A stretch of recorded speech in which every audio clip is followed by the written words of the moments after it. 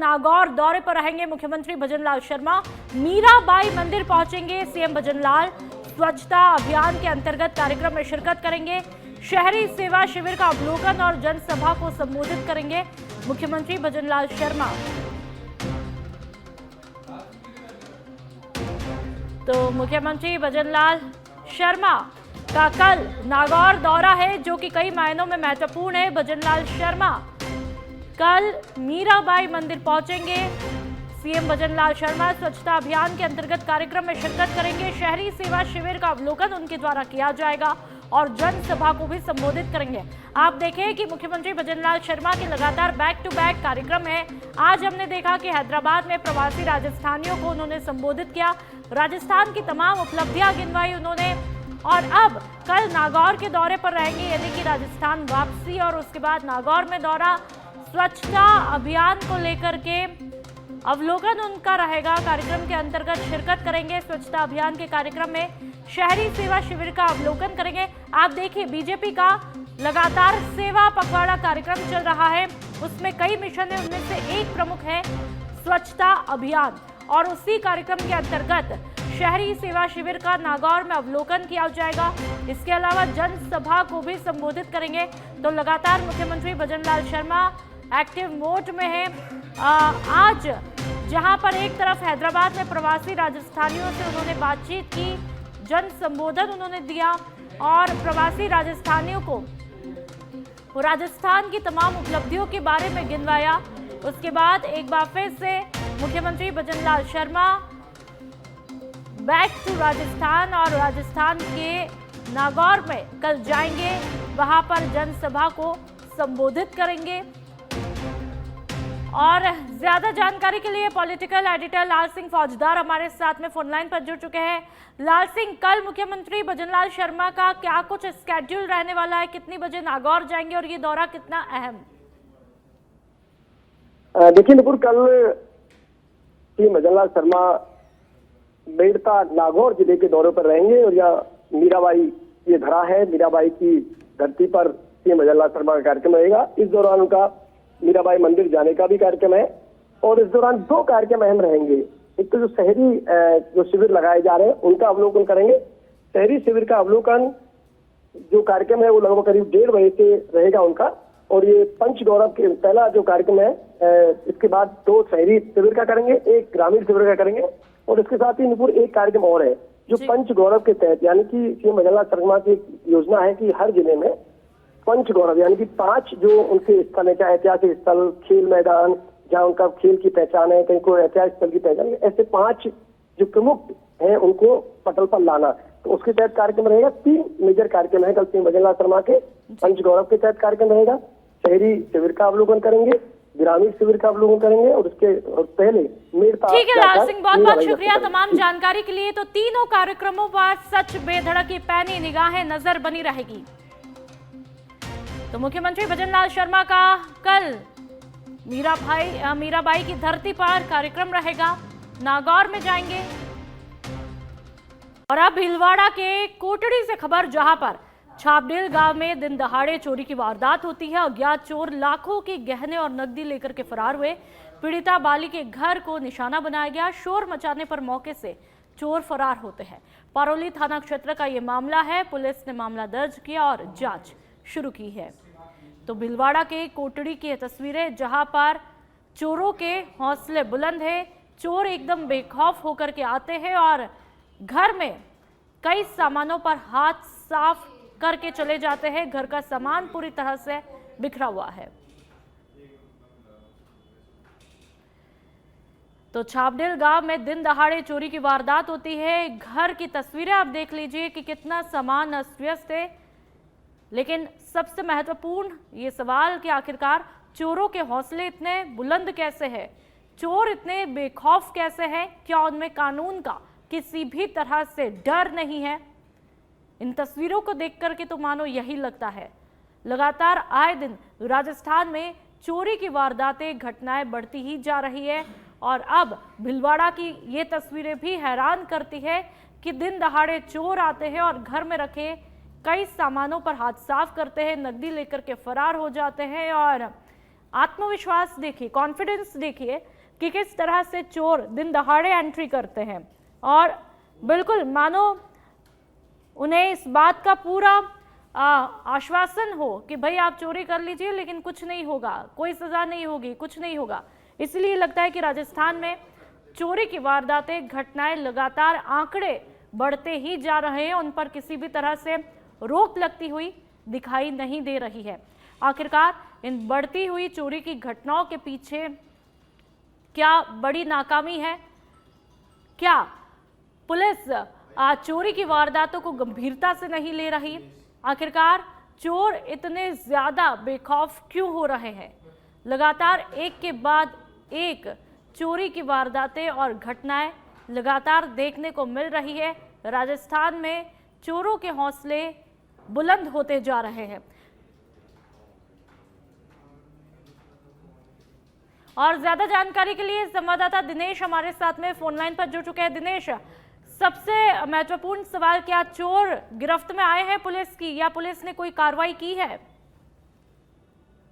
तो ये पूरा मामला जो पारोली थाना क्षेत्र के छापड़ल गांव का है, जहां दिन दिहाड़े 3 बाइक चोर आए और सुने मकान को निशाना बनाते हुए घर में घुसे, जहां सुने मकान में अलमारी व पलंग के तोड़ तुड़ाकर जो चांदी आभूषण थे चुरा कर ले गए। इस संबंध में प्रार्थना ने पारोली थाने में रिपोर्ट दी है। पुलिस ने मामला दर्ज कर जांच शुरू की है। जी चलिए, बहुत बहुत शुक्रिया तमाम जानकारी के लिए।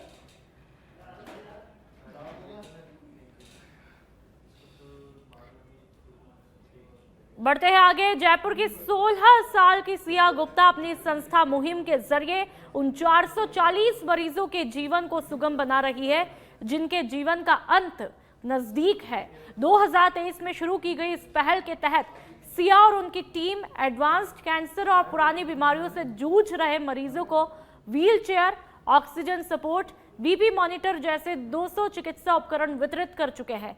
सिया न केवल मरीजों की देखभाल करती है बल्कि परिजनों को भी दर्द कम करने और मरीजों का साथ न छोड़ने के लिए प्रेरित करती है। सिया डॉक्टर्स की टीम के साथ में मरीजों के घर जाकर के उन्हें मानसिक संबल देती है और सरकारी योजनाओं की जानकारी भी पहुंचाती है।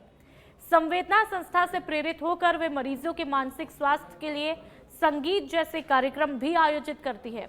सिया का कहना है, मेरा मकसद है कि मरीज और उनके परिवार अंतिम समय में भी हिम्मत और मुस्कान दोनों को बरकरार रखें।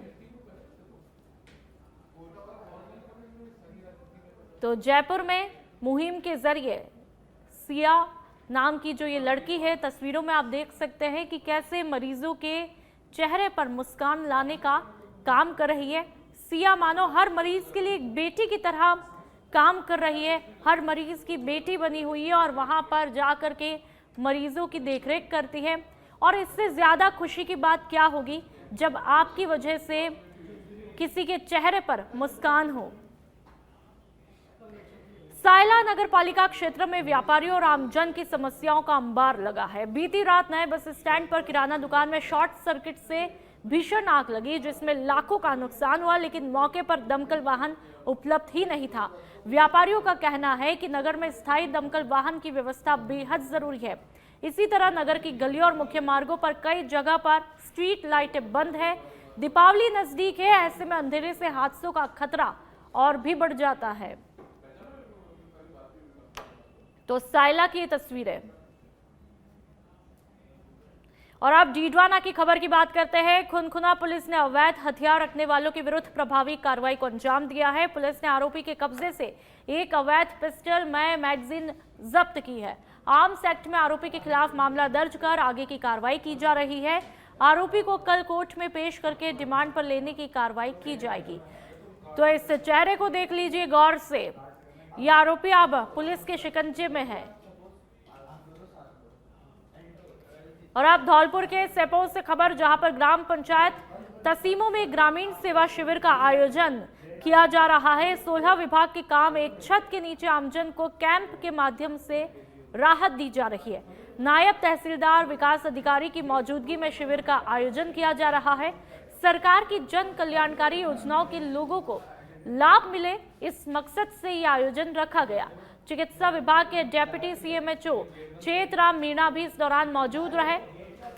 जमीन के विवादों को भी मौके पर निस्तारण करवाए गए। शिविर में लोगों ने बढ़ चढ़कर भाग लिया।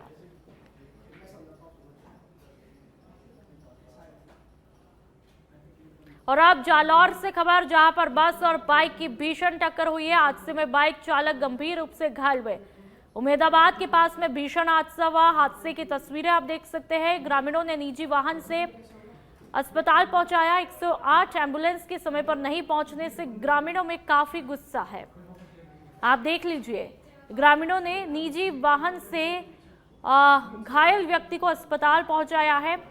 जब समय पर आपकी जरूरत हो और आप समय पर व्यवस्था नहीं उपलब्ध करवाए तो जाहिर सी बात है ग्रामीणों में गुस्सा भी होगा और नाराजगी भी होगी। और ऐसे में ये भी हो सकता था कि घायल की हालत और ज्यादा खराब हो जाए। कोटा की रामगंज मंडी उपखंड कार्यालय के बाहर किसानों का अनिश्चितकालीन भूख हड़ताल चौथे दिन भी जारी रहा। खरीफ की फसल खराबी का मुआवजा दिलाने की मांग को लेकर बैठे किसानों की हालत अब बिगड़ने लगी है। तस्वीरें आप देख लीजिए। शुक्रवार सुबह आंदोलनकारी किसान दीपेंद्र सिंह की तबीयत अचानक से खराब हुई। मौके पर मौजूद पुलिस ने तुरंत मेडिकल टीम को सूचना दी। थोड़ी ही देर बाद डॉक्टर गोविंद यादव अपनी टीम के साथ धरना स्थल पर पहुंचे। डॉक्टर ने किसान का बीपी और शुगर चेक किया, जो कि सामान्य आए। डॉक्टर ने दवा दी, लेकिन किसान ने साफ इनकार करते हुए कहा कि जब तक खरीफ की फसल खराबी का मुआवजा नहीं मिलेगा तब तक मैं भूख हड़ताल से नहीं उठूंगा और दवा भी नहीं खाऊंगा।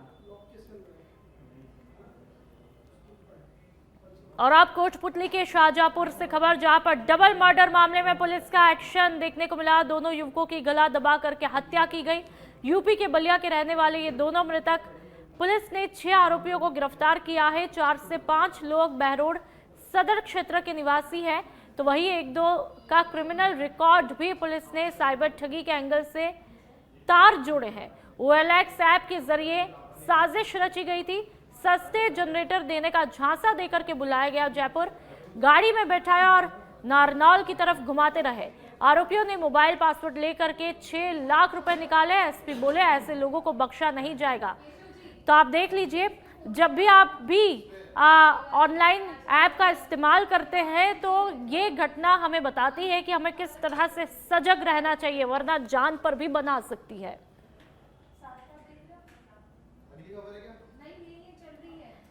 तो डबल मर्डर मामले में पुलिस का एक्शन।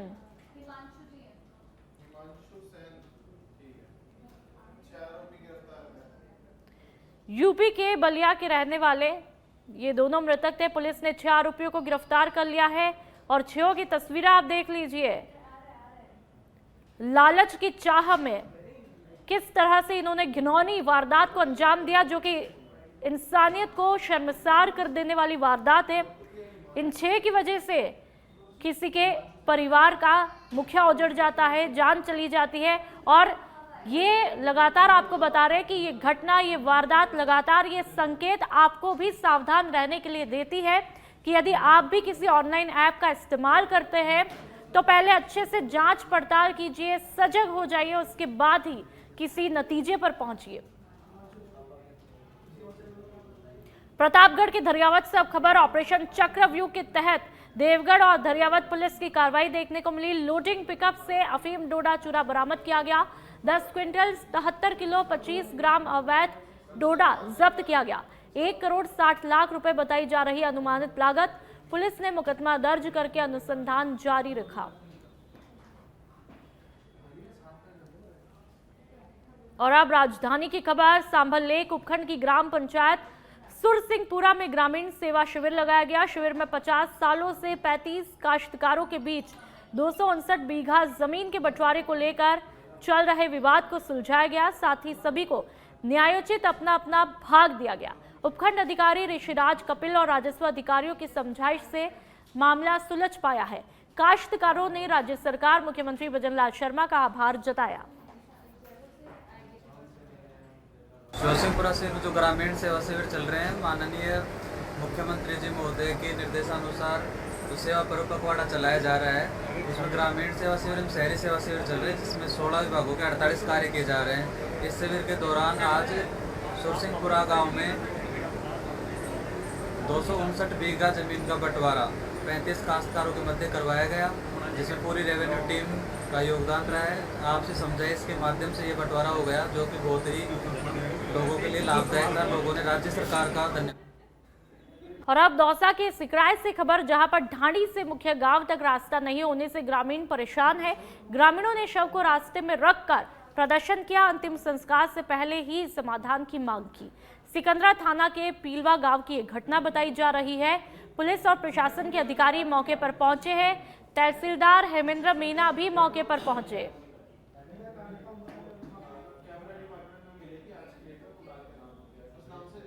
बढ़ते आगे, भरतपुर के रुदावल थाने में नए थानाधिकारी रामरूप मीणा ने पदभार ग्रहण किया है। पुलिस अधीक्षक दिगंत आनंद ने आदेश जारी किए थे। ग्रामीण क्षेत्र के लोगों ने थानाधिकारी का माला साफा पहना करके स्वागत और सम्मान किया। थानाधिकारी ने कहा कि हमारी पहली प्राथमिकता आमजन में विश्वास और अपराधियों में भय पैदा करना रहेगा, तो वहीं संगठित अपराध को रोकने, महिलाओं की सुरक्षा करने पर भी जोर दिया जाएगा। अभी मैंने परसों ज्वाइन किया है, इलाके का दौरा भी किया है, तो मुझे यहाँ इलीगल माइंस की भी, अवैध जो खनिज होता है उसकी शिकायतें मिली थी। इसकी रोकथाम प्राथमिकता से की जाएगी। मार्केट की व्यवस्थाओं का भी मैंने जायजा लिया है। वास्तव में यहाँ जाम लगता है, इसके लिए एसडीएम साहब से बात करके अतिक्रमण तुरंत हटवाया जाएगा। महिला और बच्चों की सुरक्षा को भी प्राथमिकता से लिया जाएगा। वैसे तो 2 दिन के अंदर ऐसी कोई शिकायतें आई नहीं है। आप लोगों से समय समय